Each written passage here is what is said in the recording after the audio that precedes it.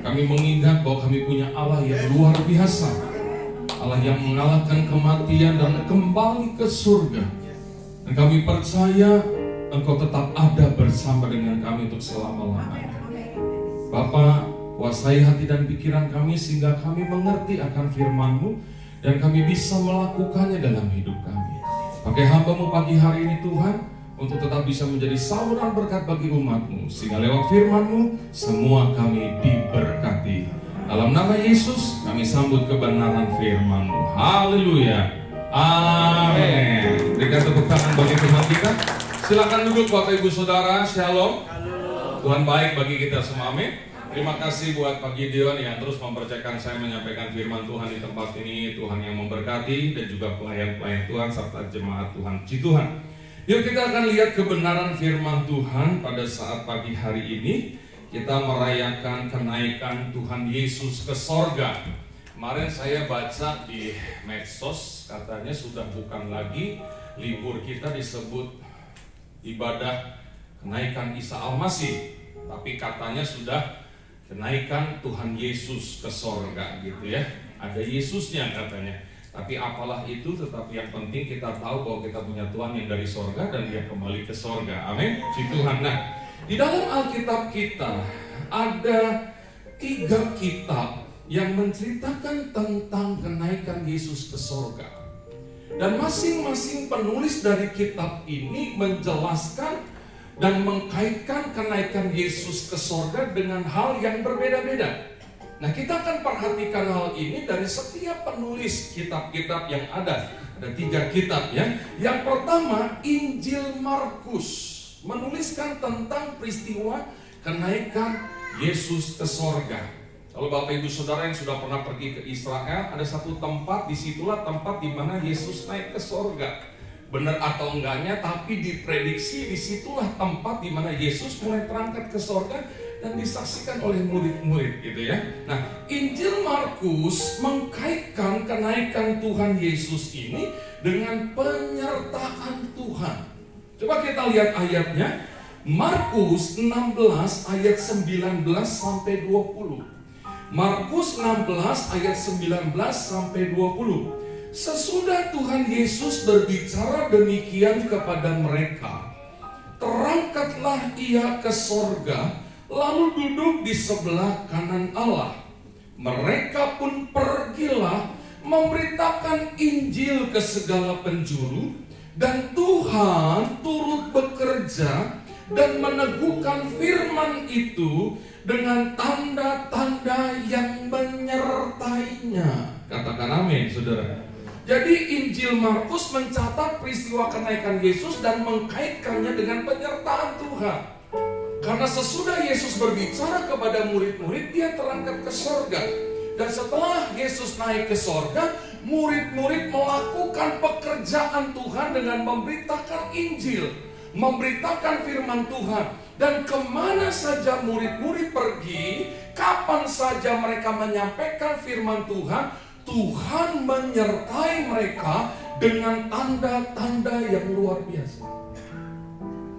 Nah, ini yang harus kita mengerti dalam ibadah kenaikan Yesus Kristus ke sorga hari ini. Bahwa walaupun Dia naik ke sorga, Dia tetap menyertai kita. Haleluya, saudara. Dia tidak pernah meninggalkan kita. Coba kita melihat di dalam Matius pasal 28. Matius 28 ayatnya yang ke-20 dengan jelas memberitahu kepada kita, dan ajarlah mereka melakukan segala sesuatu yang telah kuperintahkan kepadamu. Dan baca bersama, ketahuilah aku menyertai kamu senantiasa sampai kepada akhir zaman. Ini janji Tuhan.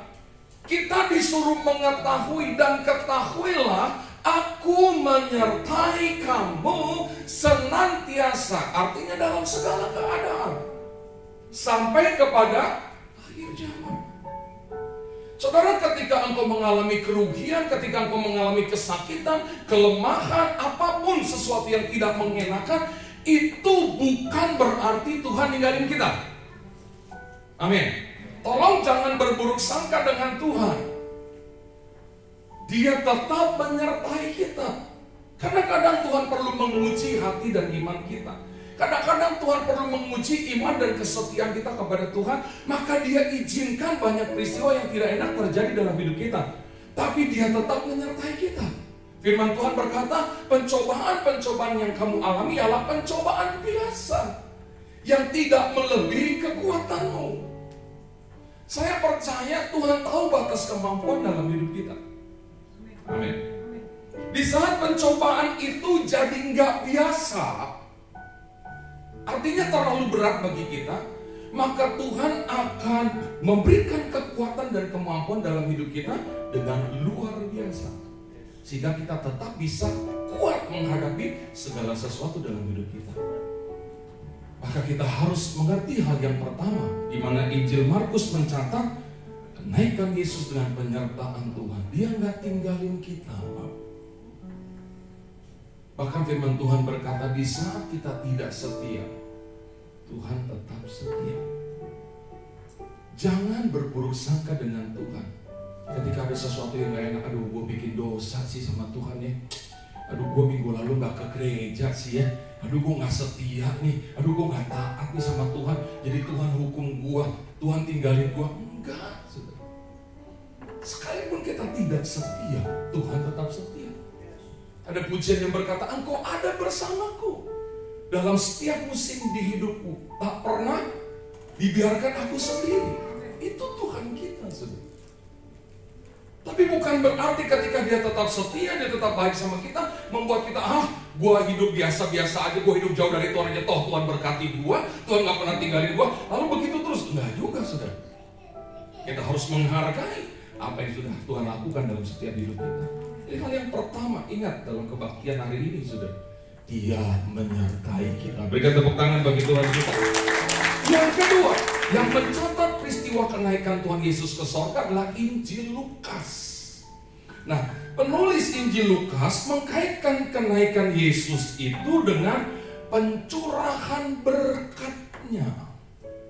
Kita lihat, saudara, Lukas 24 ayat 50 sampai 53.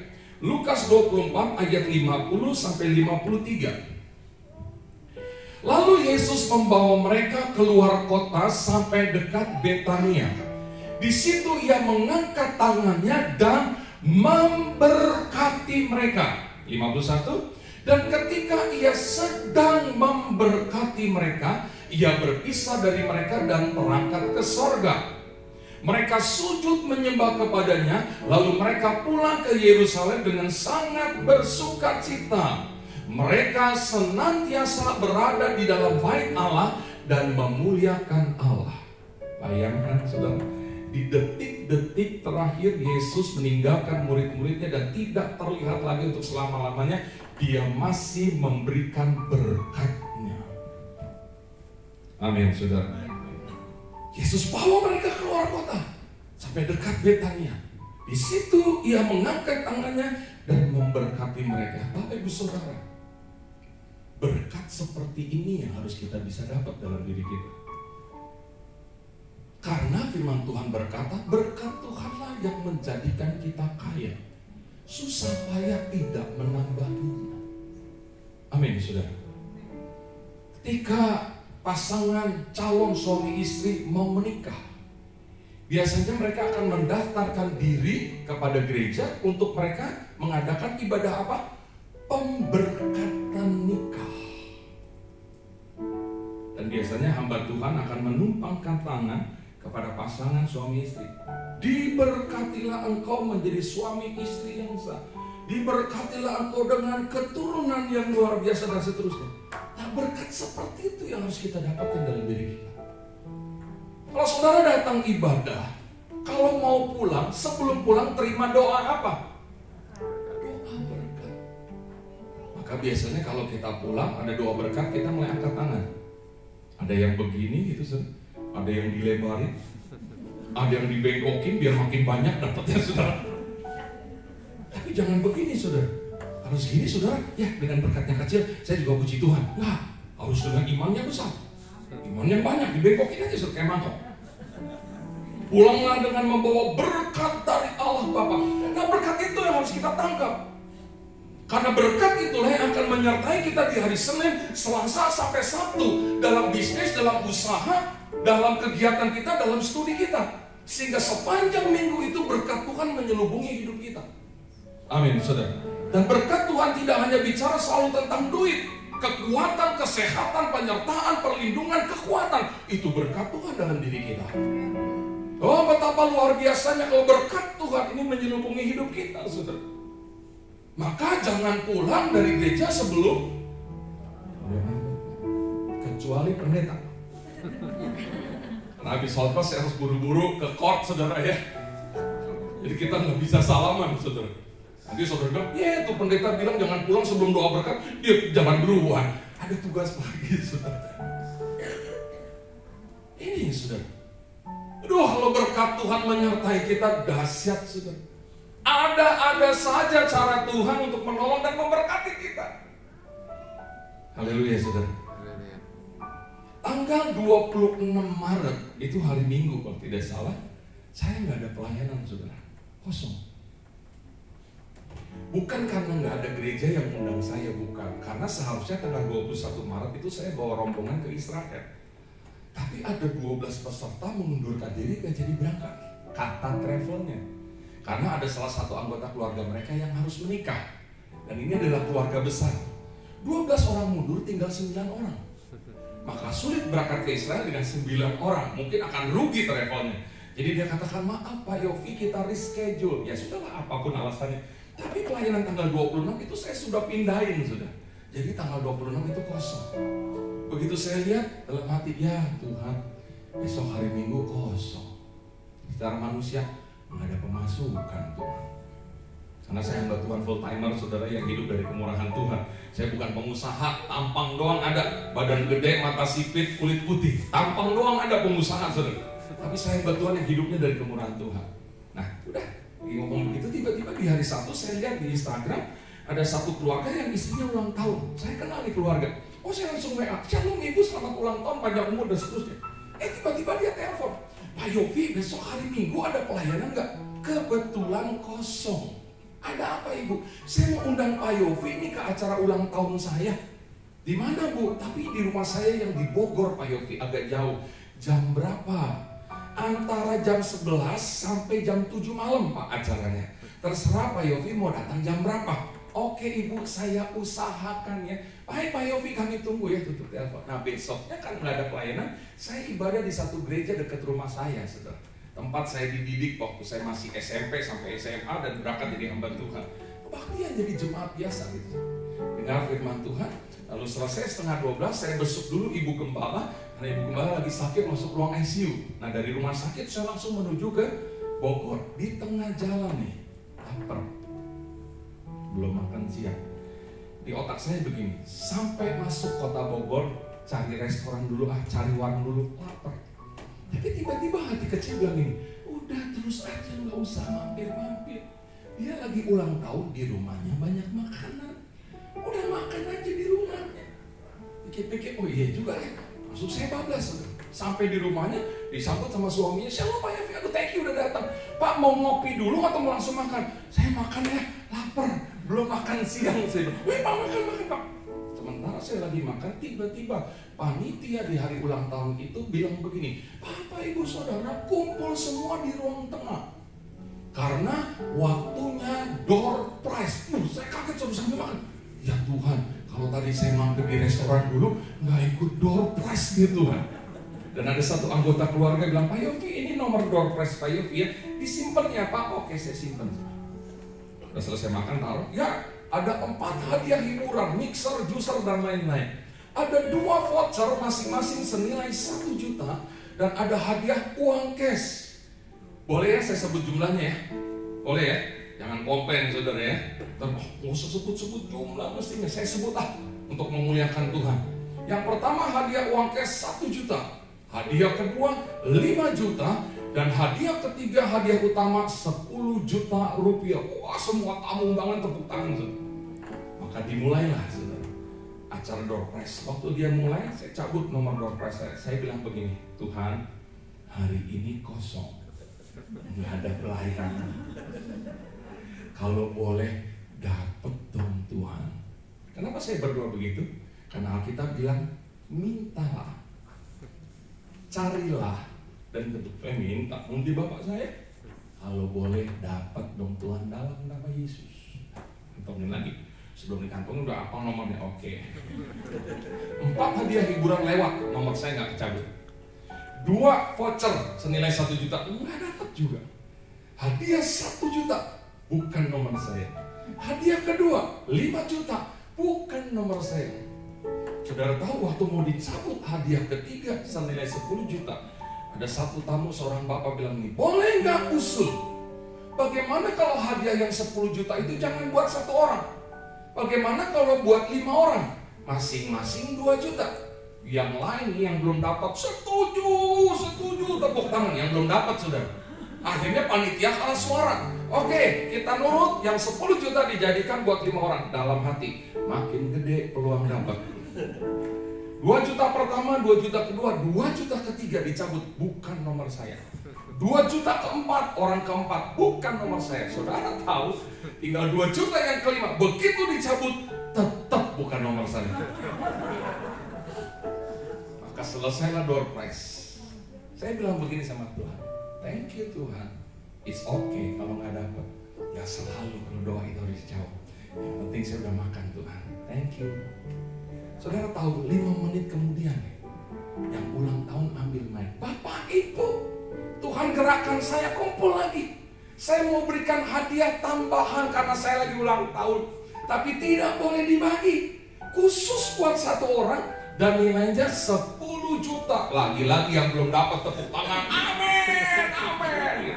Dia panggil anaknya yang masih kecil, nah kamu yang ambil nomornya, dicabut.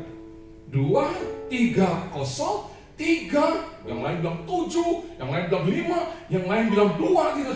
3, dia bilang lagi 7. Begitu dia sebut 7 angka terakhir, itu nomornya Yofi Hendiawan.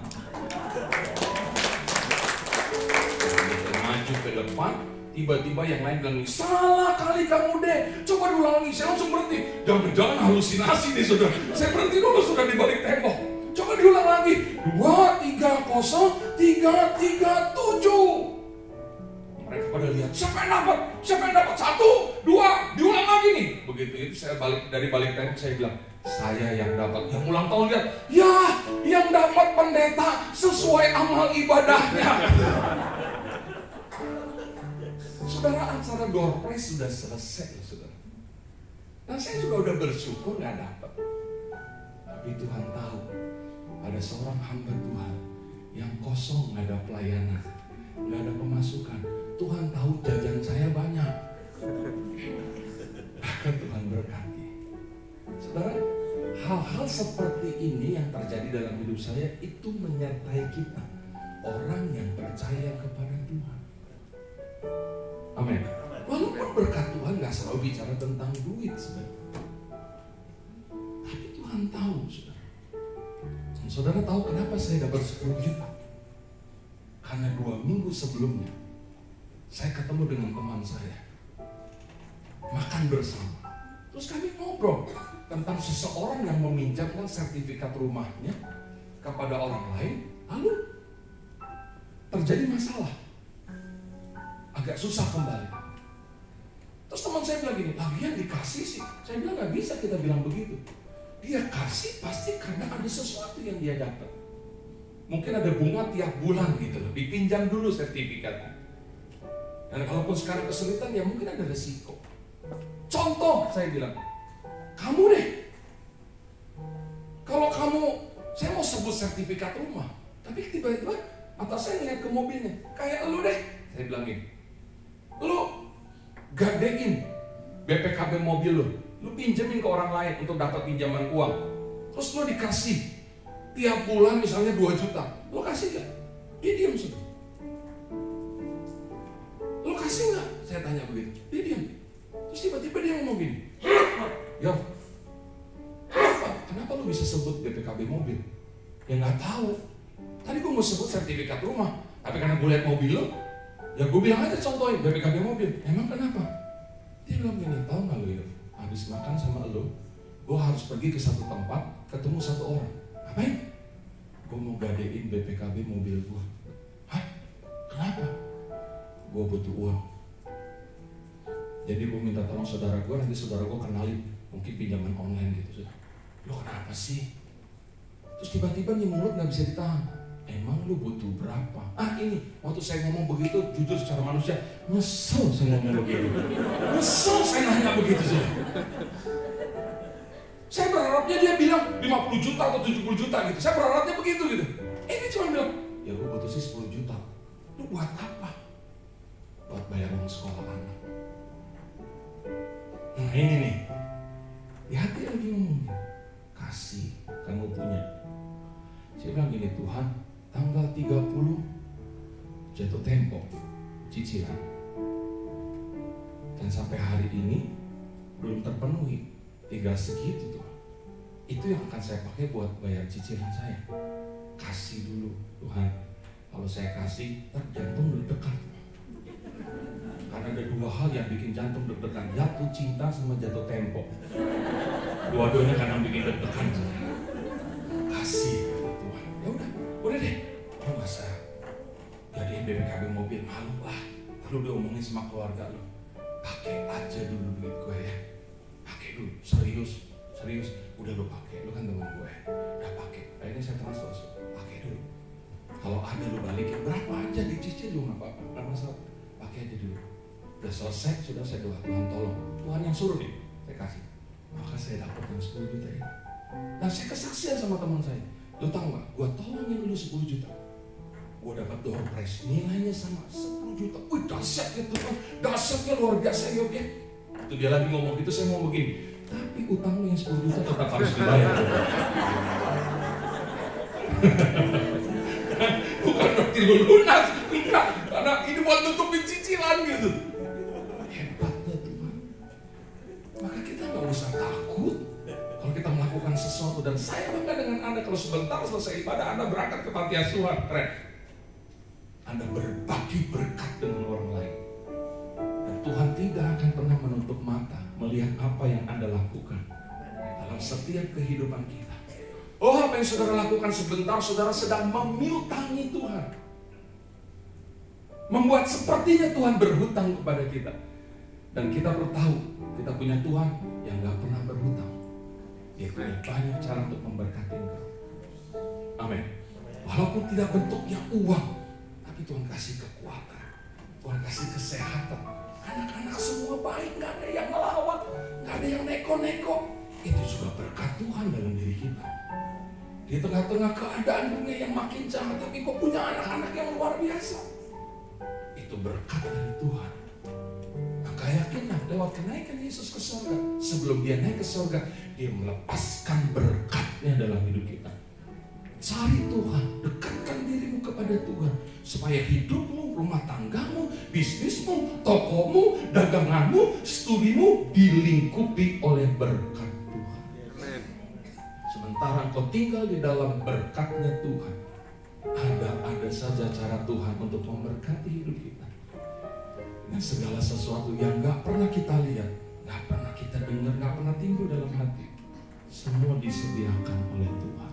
Dia akan tuntun langkah kita sehingga kita berada di tempat yang tepat. Dia akan tuntun kita untuk mengambil keputusan sehingga keputusan yang kita ambil dalam diri kita adalah keputusan yang tepat, yang mana semuanya mendatangkan hal-hal yang luar biasa dalam diri kita.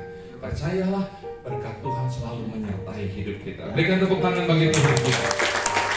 Dan kalau sudah diberkati Tuhan, jangan lupa Tuhan. Amin, saudara. Yang terakhir, yang mencatat peristiwa kenaikan Yesus ke sorga adalah kitab Kisah Para Rasul. Kita lihat Kisah Para Rasul pasal pertama, ayat 9 sampai ayatnya yang ke-11. Sesudah ia mengatakan demikian, terangkatlah ia disaksikan oleh mereka, dan awan menutupnya dari pandangan mereka. 10. Ketika mereka sedang menatap ke langit waktu ia naik itu, tiba-tiba berdirilah dua orang yang berpakaian putih dekat mereka dan berkata kepada mereka, "Hai orang-orang Galilea, Mengapakah kamu berdiri melihat ke langit? Yesus ini yang terangkat ke sorga meninggalkan kamu akan datang kembali dengan cara yang sama seperti kamu melihat dia naik ke sorga. Penulis Kisah Para Rasul mengkaitkan kenaikan Yesus ke sorga dengan apa? Kedatangannya kali yang kedua. Saudara, ada rangkaian peristiwa yang terjadi dalam kehidupan Yesus. Mulai dari kelahiran, Natal, lalu kematian, Jumat Agung, lalu Paskah, kebangkitan Yesus, dan lalu kenaikan Yesus ke sorga. Hari ini kita rayakan. Dan nanti ada satu peristiwa lagi yang belum terjadi dari rangkaian Yesus, yaitu kedatangan kali yang kedua. Yesus bilang begini, adalah lebih baik aku kembali kepada Bapa di sorga, dan aku akan menyediakan tempat buat kamu di sana, supaya di mana aku berada, kamu pun berada. Jadi Yesus naik ke sorga, dia bekerja mempersiapkan tempat buat kita. Nah, apa yang harus kita kerjakan setelah kita tahu akan hal ini? Ketika Yesus pasti satu waktu akan datang kali yang kedua. Prepare. Persiapkan diri kita supaya kita berhak tinggal di tempat yang telah Yesus sediakan, yaitu di dalam sorga. Persiapkan diri kita, saudara. Dengan apa? Hidup sebaik-baiknya di hadapan Tuhan. Hidup ini bukan hanya yang ada di dalam dunia. Ketika kita mati tinggalkan dunia ini, kita sedang melangkah kepada satu kehidupan yang kekal. Dan hanya ada dua tempat kekekalan, sorga atau neraka. Dua tempat ini kita akan masuki dalam kekekalan. Dan kemana kita akan pergi, sorga atau neraka, tergantung dari apa yang kita lakukan sekarang. Di dalam kitab Wahyu ada satu kitab, namanya kitab kehidupan. Kalau nama kita tertulis dalam kitab kehidupan, maka ketika kita mati, Tuhan sudah menilai segala sesuatunya, nama kita disebut. Kalau nama kita ada dalam buku kehidupan, kita berhak tinggal bersama dengan Tuhan dalam kerajaan surga. Nah, di samping kitab kehidupan itu ada kitab-kitab yang lain. Dan ada tafsiran, kitab-kitab lain itu adalah kitab-kitab yang mencatat segala sesuatu yang kita lakukan selama kita hidup dalam dunia ini. Dan berdasarkan kitab-kitab catatan-catatan itulah nama kita itu berhak atau tidak tertulis dalam buku kehidupan Tuhan. Maka kalau saudara ikuti ibadah penghiburan, ada orang yang meninggal, ada ayat yang disebutkan. Karena perbuatan mereka menyertai mereka. Jadi kita nggak boleh hidup sembarangan. Amin. Apa yang kita lakukan sekarang, Pak, ada efeknya di hadapan Tuhan. Maka kalau kita masih diberikan kesempatan untuk hidup, perbaiki diri kita. Amin. Untuk kita persiapkan diri kita ada bersama dengan Tuhan. Ingat, kehidupan kita dalam dunia sementara. 78 tahun, 80 tahun, 90 mungkin, 100 mungkin. Terbatas. Tapi ketika kita masuk setelah mati dalam dunia, masuk ke kekekalan. Nah, itu kekal, saudara. Di sorga kita kekal, di neraka juga kita kekal. Alkitab juga memberitahu, di neraka itu yang ada apa? Ratap, tangis, kertak, gigi, dan kesakitan. Tapi di sorga yang ada apa? Sukacita luar biasa. Maka siapkan diri kita sebaik-baiknya. Ingat, hidup ini adalah kesempatan. Kesempatan untuk berbagi kepada orang di sekitar kita. Kesempatan untuk kita bisa menolong orang-orang di sekitar kita. Kesempatan bagi kita untuk prepare diri supaya kita hidup bersama dengan Tuhan untuk selama-lamanya. Luar biasa penulis Kisah Para Rasul, saudara, mengkaitkan dengan kedatangan Yesus kali yang kedua. Percaya tidak percaya, dia akan datang kembali. Salah satu persyaratan Yesus datang kembali ke dalam dunia ini adalah semua manusia di muka bumi ini harus mendengar tentang Yesus. Sebelum semua manusia di muka bumi ini mengenal tentang Yesus, dia nggak akan datang. kalau 50 tahun yang lalu Yesus datang, mungkin ada banyak orang, kami nggak tahu tentang Yesus. Bagaimana mungkin kami bisa percaya kepada Yesus, menerima Dia sebagai Tuhan dan Juru Selamat, orang kami nggak pernah dengar tentang Yesus? Akan nggak adil, saudara. Maka setelah semua orang di muka bumi ini mengenal tentang Yesus, terserah mereka mau percaya atau enggak, tapi udah dengar, baru Dia akan datang kali yang kedua. Dan saudara tahu, dengan berkembangnya media sosial, dengan adanya COVID, saudara tahu, ini percepatan dari kedatangan Yesus kali yang kedua. Amin. Saudara-saudara kita yang belum percaya kepada Yesus, nggak mendengar tentang Yesus karena mereka tidak ada di dalam gereja. Dan keterbatasan setiap orang-orang yang percaya kepada Yesus memberitakan tentang Yesus juga membuat mereka tidak mengenal siapa Yesus. Tapi dengan adanya media sosial, TikTok, YouTube, Twitter, Facebook, mereka kapan aja bisa lihat. Betul, saudara? Dan mereka tahu siapa Yesus. Keputusan ada di tangan mereka, percaya atau tidak percaya. Yang pasti mereka udah dengar. Itu percepatan, saudara. Hati-hati, prepare, siapkan diri kita sebaik-baiknya. Surga dan neraka itu ada. Amin, saudara. Maka lewat ibadah kenaikan Yesus ke surga yang kita rayakan hari ini, ingat, hidup ini sementara. Tapi hidup yang sementara ini menentukan hidup kita untuk selama-lamanya. Maka 3 perkara ini yang harus kita mengerti lewat ibadah kenaikan Yesus Kristus ke surga. Yang pertama, kenaikannya membuktikan bahwa sampai hari ini Dia menyertai kita. Gak usah takut, penyertaannya sempurna dalam diri kita. Yang kedua, sebelum naik ke surga, Dia melepaskan berkatnya kepada murid-muridnya, kepada orang-orang yang percaya kepada Dia. Artinya kita tidak akan pernah kekurangan berkat. Berkat seperti apa yang saudara dan saya butuhkan, Dia tahu. Mungkin saudara sedang butuh berkat secara materi, Dia akan bisa berkati Anda dengan cara yang luar biasa. Mungkin berkat yang Anda butuhkan adalah berkat dalam bentuk kesembuhan dari sakit penyakit, Dia akan sembuhkan saudara. Mungkin berkat yang saudara butuhkan adalah penghiburan, kekuatan, sukacita di tengah tekanan dalam hidup. Dia kasih sukacita yang luar biasa. Amin. Berkat itu akan menyertai kita. Dan yang ketiga, persiapkan diri kita. Karena percaya tidak percaya, siap tidak siap, Dia akan datang kali yang kedua. Dan kedatangannya, maaf, dikaitkan dengan seperti pencuri yang datang secara tiba-tiba, nggak ada yang tahu. Gak pernah seorang pencuri kalau mau nyuri di rumah seseorang, dia permisi dulu, besok jam 11 saya datang ke rumah ya, mau ngambil harta bapak ibu saudara. Gak mungkin, saudara.